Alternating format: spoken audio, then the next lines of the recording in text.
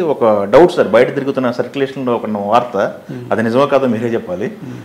శ్రీశ్రీ గారు ఒకనొక దశలో నేషనల్ అవార్డు అందుకున్న తర్వాత దానికి వచ్చిన ఒక మెమోంటోని తీసుకెళ్ళి ఆయన ఫైనాన్షియల్గా స్ట్రగుల్ అవుతున్న రోజుల్లో తాకట్టు పెట్టారని చెప్పి కృష్ణ గారు తెలిసి ఆయనకి పిలిచి ఆయనకి కావాల్సిన నీకు ఎప్పుడు డబ్బులు కావాలని నేనే ఇస్తాను, ఇట్లాంటివి చేయకండి అని చెప్పేసి కృష్ణ గారే దగ్గరుండి చూసుకున్నారని చెప్పేసి ఆయన వాస్తవం అన్నది వాస్తవమే అయి ఉండాలి, చేసి ఉండాలి.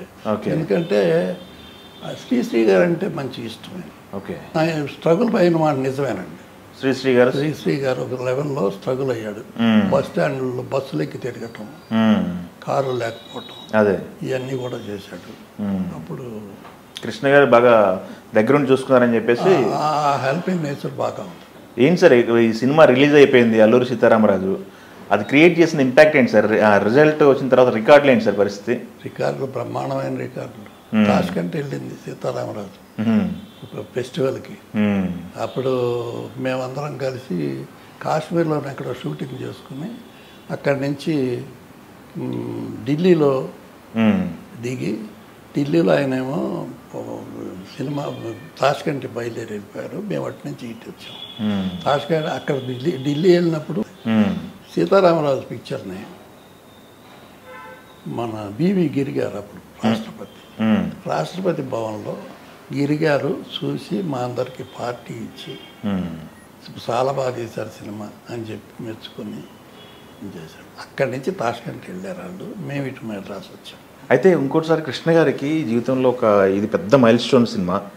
అయితే ఈ సినిమా తర్వాత వరుసన్న సినిమాలన్నీ కూడా దాదాపు 15 సినిమాలు ఇబ్బంది పడ్డారు, సినిమాలు మొత్తం ఆడలేదు, ఒక సంవత్సరం ఖాళీగా ఉన్నారని చెప్పి కూడా విన్నాము. అది నిజమేనా? నిజమే. నిజమే అంటే ఆయన ముందుగానే సినిమా చూసి, చక్రపాటి గారు సినిమా చూశారు. సినిమా చూసి ఆయన ముందే చెప్పారు, ఇంకో 2-3 సంవత్సరాలు నీ సినిమాలు ఆడవయ్యా అని నవ్వుతూ. అదేంటంటే ఇంత కళాఖండాన్ని తీసావు, ఇంకా నీకు ఈ సినిమాలు ఏమి ఆడతాయి, అలాగే దెబ్బతింది సినిమాలు. ఓకే, దాని తర్వాత సార్ కంబ్యాక్ అయింది పాడి పంటలతో కదా.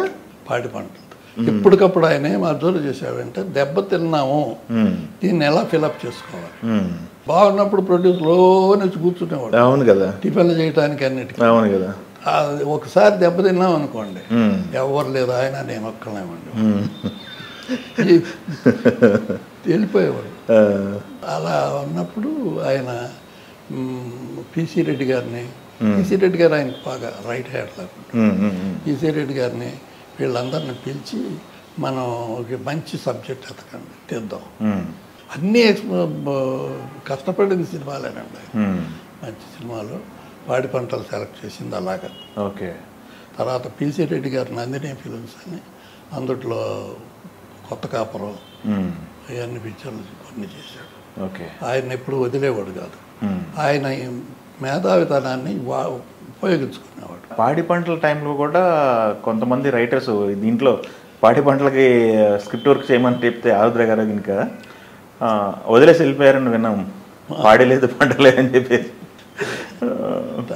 అలా ఆయన ఎప్పటికప్పుడు ఆయన సేవ్ చేసుకుంటాం బాగా తెలుసు. అలాగే బ్రదర్స్ ఇద్దరు కూడా రైట్ హ్యాండ్ లాగా ఇద్దరు, ఆశేష్ గారు, హనుమంతరావు గారు, వాళ్ళు కూడా. హనుమంతరావు కథలో కూడా కూర్చొని హెల్ప్ చేసేవాడు. మా మహారాజు గారిని కూడా వదిలేవాళ్ళు కాదు. తర్వాత ఈ సినిమాకి ఇంపార్టెంట్ ఇది, కొన్ని ఆయన సినిమాల్లో కొన్నిటికి నేను చాలా ఉపయోగపడ్డాను. అయ్యో, మీరు లేకపోతే విడదీసి మాట్లాడలేం కదా ఇద్దరిని. ఆ గెటప్లు అలా కుదిరాయి. నాకు నాటక ఎక్స్పీరియన్స్ ఉంది కదా, దాంతో అలా కుదిరి. అల్లూరి సీతారామరాజు చూస్తే ఒక డిఫరెంట్ గెటప్, పాడి పంటలకు వచ్చేసరికి మొత్తం మారిపోయింది గెటప్, మొత్తం మారిపోయింది. ఆ విలేజ్ అట్మాస్ఫియర్. అవును. ఎక్కడ సార్ అది? మంగళగిరిలో తీశారంటే? మంగళగిరి కాదు, పాడి పంటలు ఏలూరు దగ్గర అబ్బాయి గారు అని ఒక ఆయన ఉన్నాడు. ఆయన మొత్తం వాళ్ళ ఏరియాలో పాడి పంటలు హిట్ తర్వాత ఆంధ్ర ఏరియాలో, మంగళగిరి ఏరియాలో స్టూడియో కడదామని చెప్పేసి చూసారని చెప్పేసి. అవునవును, స్టూడియో కడదాం అనుకున్నారు, కుదరలా.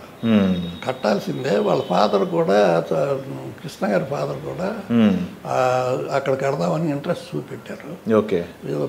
పొలం కూడా కొంత కొన్నట్టున్నారు, కానీ అప్పుడు కుదరలేదు. ఓకే.